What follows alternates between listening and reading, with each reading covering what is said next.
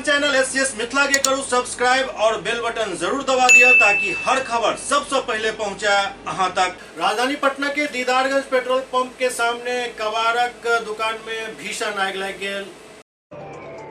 राजधानी पटना के दीदारगंज से एक खबर आ रहा है जहां पटना सिटी के दीदारगंज स्थित धर्मशाला स्थित पेट्रोल पंप के ठीक सामने भीषण आग लग गेल।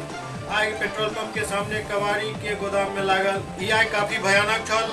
में पक्का के मकान में भी काफी तेज आग लग गेल। आग लगे से चारों तरफ दहशत के माहौल बन चुकल छल।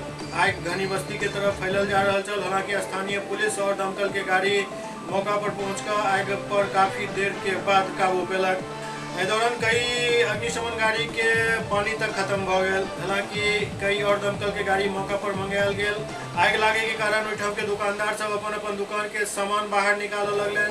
आग केना लागल ये अखन तक पता नहीं चल सकल छल। एकर पता लगावे के प्रयास कयल जा रहल छल।